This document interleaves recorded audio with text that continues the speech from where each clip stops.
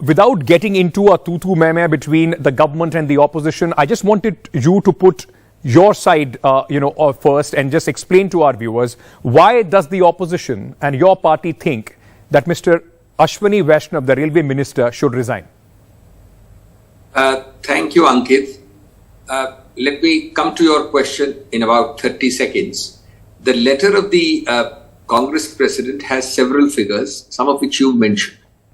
We have exercised, in fact, the entire opposition has exercised exemplary responsibility in being not sensational about this accident. It's the most heart-rending and heart-wrenching accident.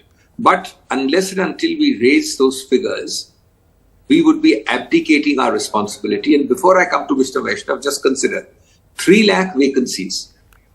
You've reduced the manpower from 18 lakhs to 12 lakhs, and we all agree that the railways were overstaffed. But when you reduce so drastically and you have 3 lakh vacancies in the existing strength, you are clearly putting a huge overtime, overwork burden on the existing people. And this is where it is showing.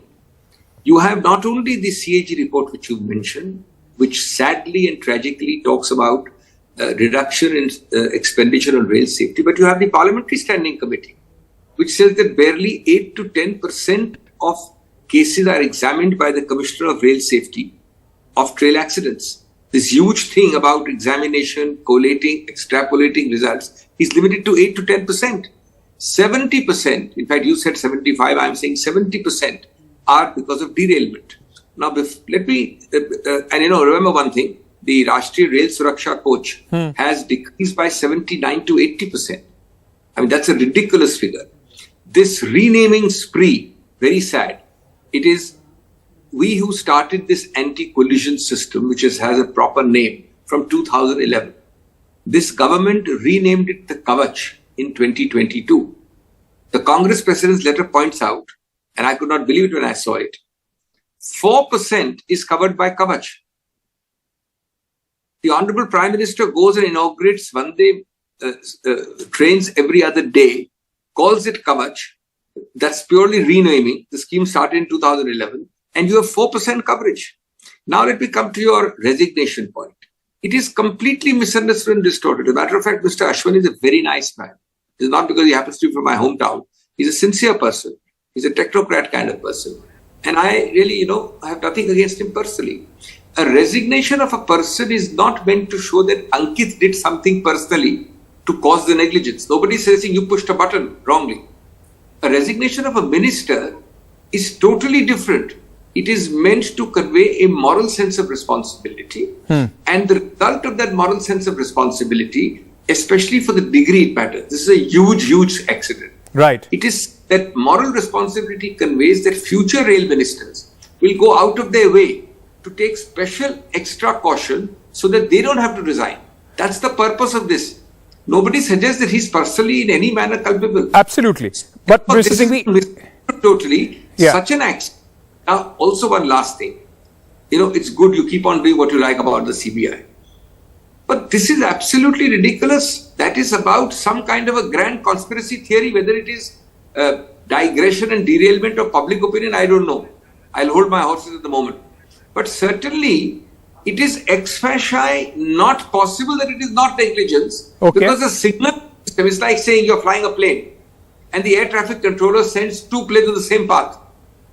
Now, he may not do it deliberately, but there is somewhere or the other an obvious error, which is by the system. Now, I find it strange that a person can go inside and change the circuitry and cause sabotage and nobody is able to catch. Let the CBI investigate that. But you need to spend more on safety. You need to expand cover to 50, 70, 80%. You need to increase expenditure. You need to increase manpower. Those are not CBI issues. Let me put the counter view that the BJP and the government is, in fact, on the arguments that you have put forward, sir, so that at least we understand what your point of view on that is. On the CAG report, the government says that the comparison is being done between 2017 to 2021. That was when the Modi government is in power. It's not looking at the larger trend. If you compare it to 2013-14, when when UPA was in power, there has been a significant increase and a trend is of increasing spending on the safety. That's what they say on the CAG report. Ankit, there is an English word for this. It's called whataboutery. I have low expenditure, but you had even lower. This is absolutely irrelevant today. You have been in power for how long? 9 years. In 9 years, if you have to hearken back to 13, 14 in the aftermath of a tragic incident like this, is the worst kind of whataboutery.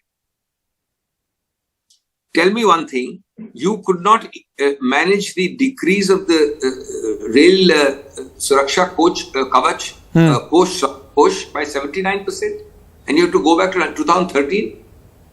Everything is legacy. You're talking in 2023 now. And this letter you talked about, by the way, is an 8th of February 23 letter. That's right. Regarding a poor division of the railways.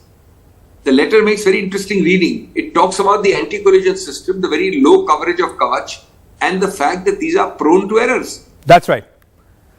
But Mr. Singhvi, if this had happened in a Western country or even in a Far East country, the entire government had to resign. Forget a railway minister. But Mr. Singhvi, the government says that Mr. Ashwini Vaishnav, at a time when there is crisis, even on moral grounds, that doesn't change anything. He's the man who has been there on the ground for 60 hours. He's trying to make things work. He's also trying to see what can be done so that this does not happen again. They also quote examples of Mamata Banerjee, of Nitish Kumar. Nitish Kumar, he resigned, but he came back as the railway minister, and Mamata Banerjee offered to resign, but a resignation was not accepted. What's the point of this whole resignation business? It doesn't change anything on the ground. I think the whole point is being misunderstood. I've already answered. I personally believe that Mr. Vaishnav is a very sincere man, a good man, and he has done nothing personally. The question of resignation is totally different. It is symbolic. And in this case, there is not even an offer to resign. I'm not talking about the minister. The instructions to him by the Prime Minister are, there is no offer to resign. There is no actual resignation.